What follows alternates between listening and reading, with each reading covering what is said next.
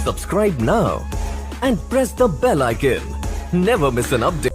बोलिए प्रेम से श्री सद्गुरु महाराज की जय।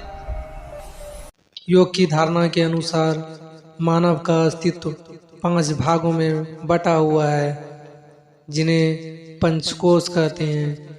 ये कोश एक साथ विद्यमान अस्तित्व के भिन्न भिन्न तल समान होते हैं। भिन्न भिन्न कोश में चेतन, अवचेतन तथा अचेतन मन की अनुभूति होती है। प्रत्येक कोश का एक दूसरे से घनिष्ठ संबंध होता है। वे एक दूसरे को प्रभावित करती है और एक दूसरे से प्रभावित होती है। अन्नमय कोश अन्न तथा भोजन से निर्मित शरीर और मस्तिष्क संपूर्ण दृश्यमान जगत, ग्रह, नक्षत्र, तारे और हमारी यह पृथ्वी आत्मा की प्रथम अभिव्यक्ति है। यह दिखाई देने वाला जड़ जगत, जिसमें हमारा शरीर भी शामिल है, यही अन्न से बना शरीर अन्न रसम कहलाता है। इसलिए वैदिक ऋषियों ने अन्न को ब्रह्म कहा है। यह प्रथम कोश है जहाँ आत्मा स्वयं को अभिव्यक्त करती रहती है। शरीर कहने का मतलब सिर्फ मनुष्य ही नहीं, सभी वृक्ष, लताओं और प्राणियों का शरीर। जो आत्मा इस शरीर को ही सब कुछ मानकर भोग विलास में निरंतर रहती है, वही तमोगुणी कहलाती है।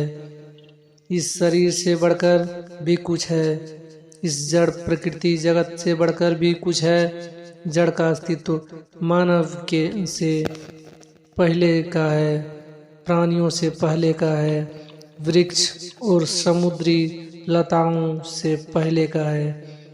पहले 5 तत्व अग्नि, जल, वायु, पृथ्वी, आकाश की सत्ता ही विद्यमान थी।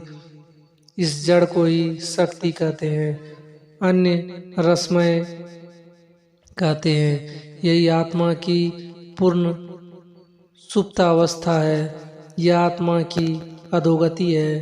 फिर जड़ में प्राण, मन और बुद्धि आदि सुप्त हैं।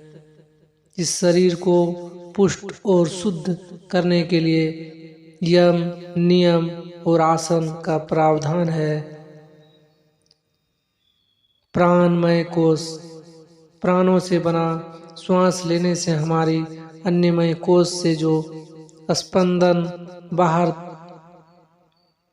तरफ जाता है, उससे हमारे चारों तरफ तरंगे और तरंगों का क्रम बन जाता है। यही हमारा प्राणमय कोश होता है।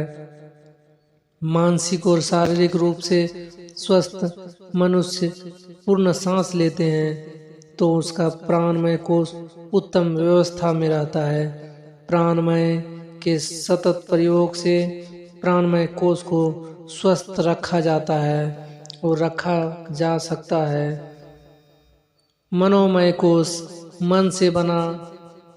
हम जो देखते हैं, सुनते हैं, अर्थात हमारी इंद्रियां द्वारा जब कोई संदेश हमारे मस्तिष्क में जाता है तो उसके अनुसार वहाँ सूचना एकत्रित होती रहती है, जो मस्तिष्क से हमारी भावनाओं के अनुसार रसायनों का स्राव होता है, जिससे हमारे विचार बनते हैं।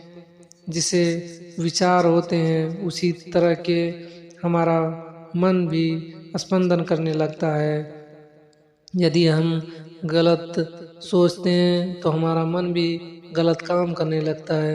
यदि हम मन से गलत विचारों को करने क्या सोचते हैं तो हमारा मन भी वही गलत काम करने लगता है। इस प्रकार प्राणमय कोश के बाहर एक आवरण बन जाता है, यही हमारा मनोमय कोश होता है। विज्ञानमय कोश अंतर्ज्ञान या सहज ज्ञान से बना कोश विज्ञानमय कोश कहलाता है। विज्ञानमय कोश हमारे जीवन को बहुत प्रभावित करती है।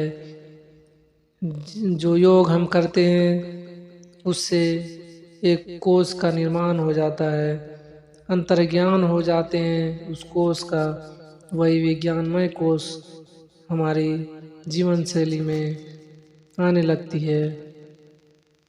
आनंदमय कोश, आनंदभूति से बना वह कोश जिसे हम धारण भी कर सकते हैं।